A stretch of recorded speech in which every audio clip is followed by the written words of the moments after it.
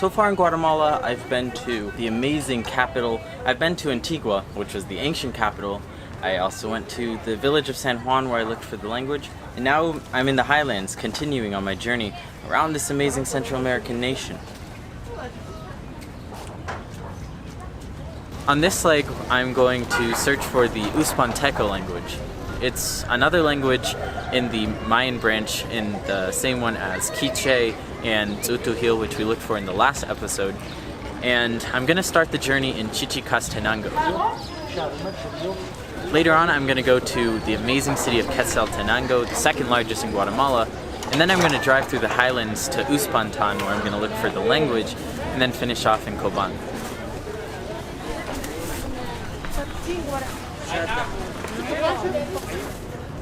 I feel like the best place to get to know a city is at its market, because that's where you can find the best people, that's where you can find the most liveliness.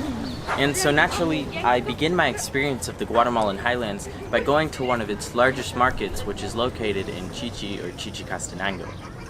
It's very traditional. All of the women wear amazing Mayan dresses. The food, the fruit, and all of the goods that you can buy there are very traditional Mayan. The town itself is 97% Quiche, which is one of the largest Mayan ethnic groups in the entire world. As someone who really loves indigenous languages, I thought for this trip I would not only look for and document these languages, but also take some time to learn some.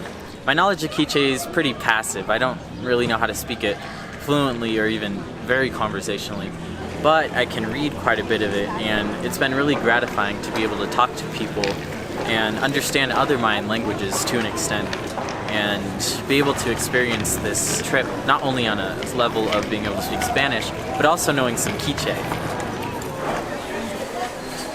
Hola. ¿Puedes hablar Quiche aquí? Quiche. Estoy practicando un poco de Quiche, pero solo sé un poco, como los números. Pero, ¿de dónde están? ¿De dónde son? ¿Aquí? Perfecto. La mayoría de gente aquí son Quiche, o hay otras tribus.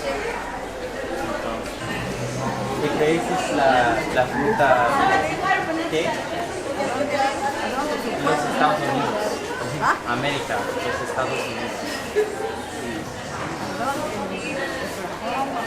Arizona. ¿Sabes? ¿Conoces?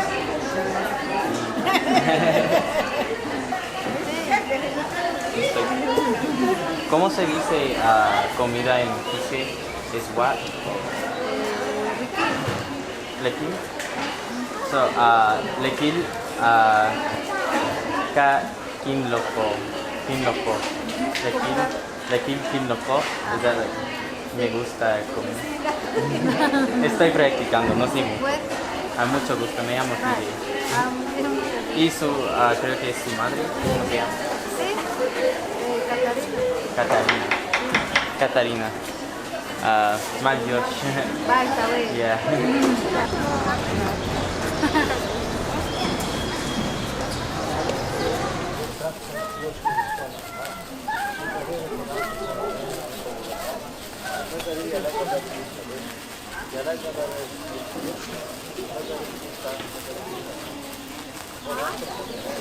So I'm strolling through the markets of Chichi, and then out of the middle of nowhere I start to hear this kind of modern music, which was very unexpected for how traditional the city was. But then I get closer to the music and I realize that there's a rap battle going on.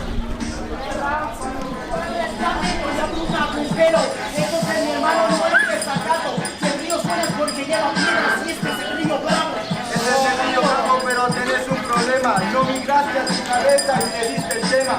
¿Sabes por qué, hermano? Porque no lo manejas y parece que de cruzar las fronteras no sos capaz. Soy un loro vendido de las suyas, nunca es hermano. Vos sos un peño conejo vendiendo desde el pantano. Entonces mira, hermano, claro que te rompo el piso. Soy un conejo, 8 millas, porque me nombras así. Porque lo nombras así, mi hermano, no es el canto de tu carrera. Desde hace mucho ya ha dado buenos saltos. Pero párrafo, el sábado, mira que te traigo, bro. Hablas de carta, te rompe el cántaro. Este maje no me engaña, no tiene un buen agote. Si el maje es el conejo, pues te traen al coyote. Pero Pero vaya que cerote, vos nunca podrías tener en tu vida un grandezote. Pero hermano, que no lo hace bien. Este man es el coyote, hablando del acme. Pero qué pasa, parece mi hermano, vos Fernández, no tenés la gana. Pero hermano, mira, sabes que vengo en contienda. Vos no sos el correcaminos porque te dejo sin piernas. Entonces mira hermano, pero instrumentales, yo no soy el que corre de las finales. Él no es el que corre, hermano, claro que sí, ya se caga. En el evento vimos que vos sos quien nos sirve el agua. Que nos sirve el agua, pero vaya que mi rey, el único que se caga y es mi único papel. Lo siento, mame, pero que padre, pero la única que se toma es tomar.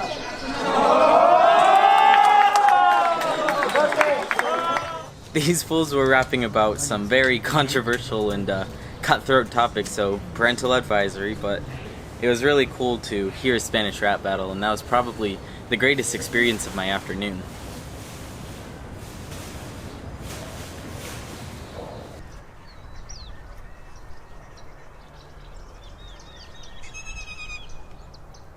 I spent a few hours in Chichicastenango, amazing city by the way, but of course I have to keep going on with my journey, so I head to the highland region of Guatemala's largest town, Quetzaltenango, also known as Xela.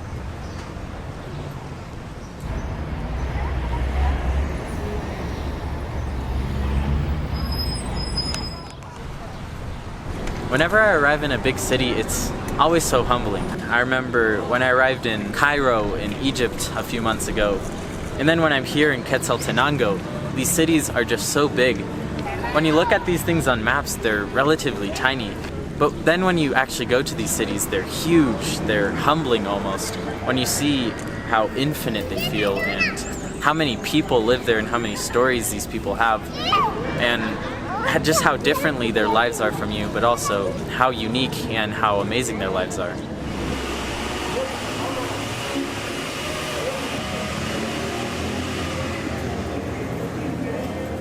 I just got here at a taqueria in the center of Quetzaltenango.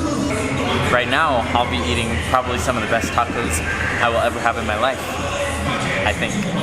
Boy, am I starving, first of all.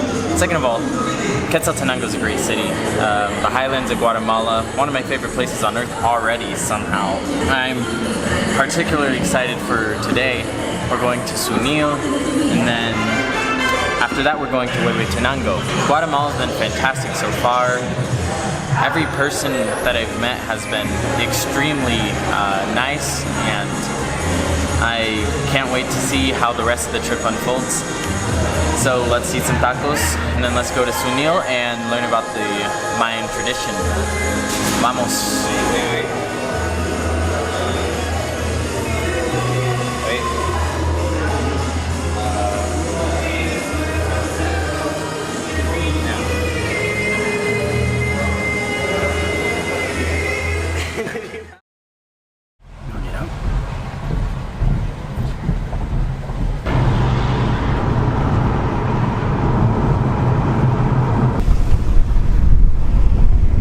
The Uspanteko are one of the smallest group of Maya. There's about 4,000 of them in the highlands, and they speak the Uspanteko language, which is somewhat close to Quiche, but it's definitely its own distinct language.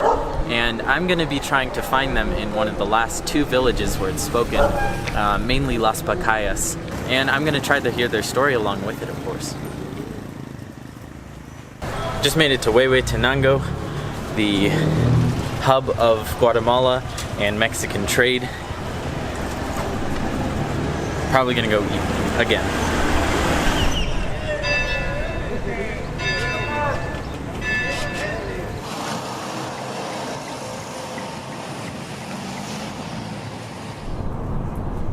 So while I'm driving, I realized that there's this really nice Mayan ruin in the outskirts of Tenango named Sacaleo. Sac-Aleo is actually, in many Mayan languages, means white land or earth.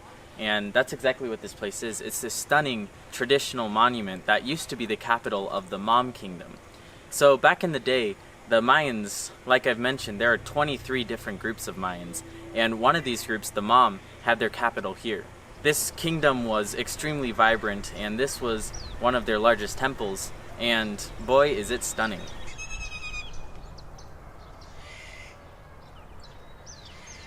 So after experiencing Zaculeo, one of Huehuetenango's greatest archaeological sites, I'm gonna head back on the road and head towards the Highlands of Coban.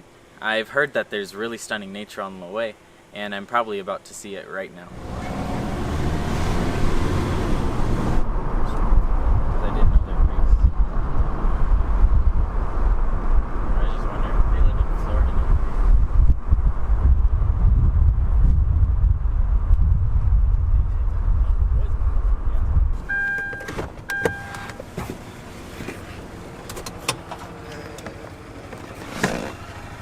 So I made it to the village of Uspantan. It has a few thousand people and the majority of the 4,000 speakers of the Uspanteko language. I start my journey by asking locals on the sides of the road if they knew anyone that actually spoke the language.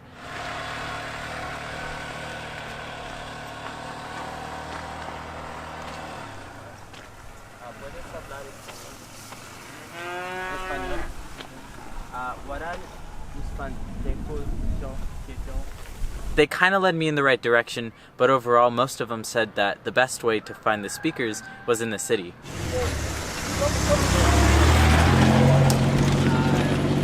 Aquí puedo encontrar un hablante de Uspanteko, idioma Uspanteco.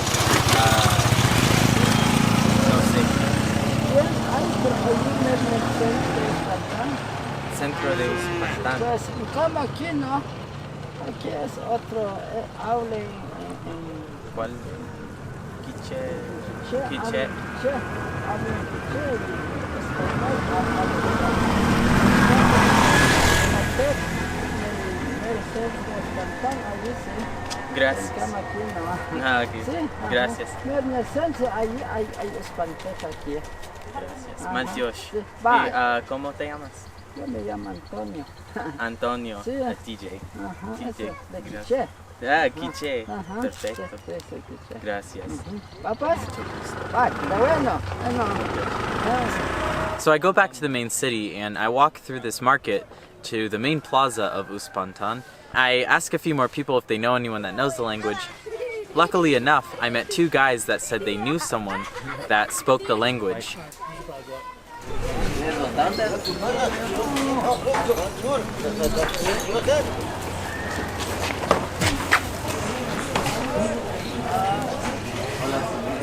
¿Puedes hablar español?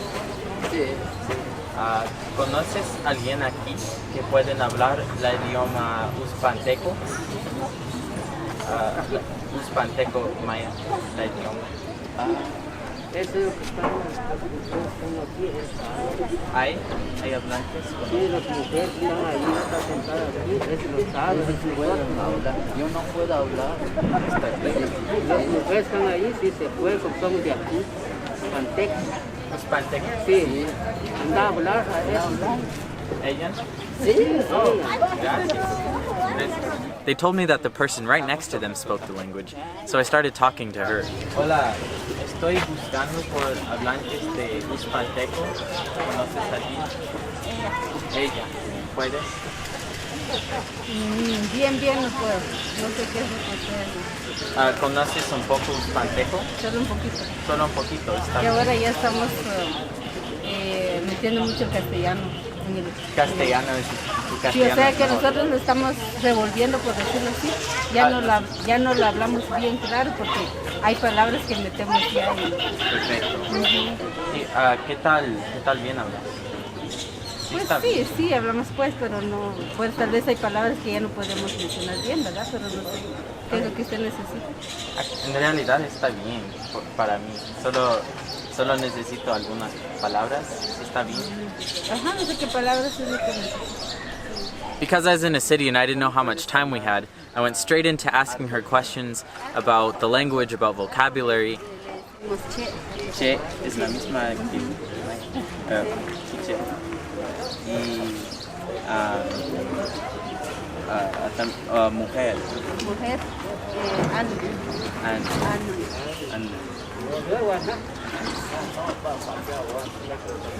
y hombre.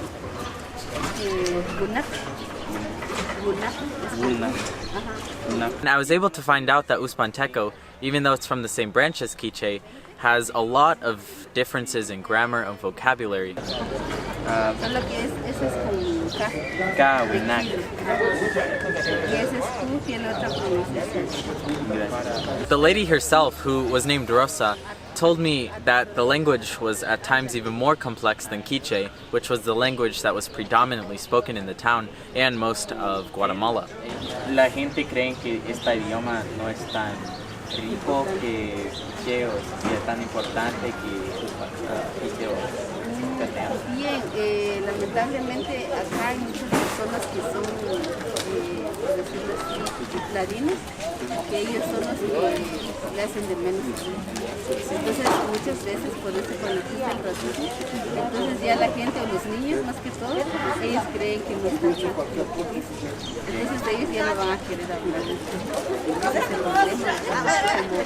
Que existe muchas personas que le hacen de menos a uno, ¿verdad? Como que no le dan importancia, entonces la gente, pues, los niños especialmente ellos, por ejemplo, miren, si le dijeran algo, dicen mamá, no me quiero que decir, entonces se les mete eso en la cabeza y dicen que decir. ¿Cuál es tu nombre? Diego o qué? Jeffrey. Jeffrey. Perfecto. Said. Mucho gusto. Mayosh. ¿Y usted? María Cristina. María Cristina. Mucho gusto. ¿Y usted, señor? ¿Tu nombre? Bonifacio González. Perfecto. Mucho gusto, señor. The Uspanteko language, even though it only has 4,000 speakers, is extremely vibrant and extremely important to this region of Guatemala. Gracias por todo. Adiós. So I was able to find speakers of the Uspanteko language in the middle of the street, and thank goodness I did. I didn't think it would be as easy as it was, but now I can go celebrate with some ice cream or some dessert if I can find it in the town. I'm more than glad to be able to hear this language for myself, and it kind of reminds me of this concept. Oftentimes when people are part of an indigenous community, that often instantly signifies that they're separate or isolated from the mainstream community. And with Uspanteko, she was telling me that a lot of people not only stop learning Uspanteko, but they also go towards Quiche or towards Spanish instead. And this is a trend that happens with a lot of languages around the world. Fortunately for Uspanteko, there are still people that are learning it as kids and as adults that are still using it. But something that I always realize every time I talk to these people is that these dying languages or these indigenous groups aren't just statistics or things that you see in a science book, but they're real things and they're living, breathing cultures that are just as important as mainstream cultures, and they have a lot of complexity to themselves. Being able to hear the Uspanteko language gave me a lot of insight into that, and now I'm more excited than ever to head towards the northern parts of Guatemala into the jungles and to hear one of the rarest languages I've ever looked for, Ista. So let's go. I had to. I had to do it. La katilmit wi Uspanik ka kanwakre khurub ka winak petak chikilik ra piyok chob etak katilmit unun kap kaya hurtsil pichak itak anwak porque te ya ni mal kapir. Eso es lo que agradecerles, verdad, que nos vienen a visitar más que todo, verdad, porque Uspantan pues también se les dice Tzununcap. Tzununcap en es gorrión dulce. Tzununcap. Ajá, es gorrión dulce en castellano, verdad. Pero Tzununcap es Uspantan.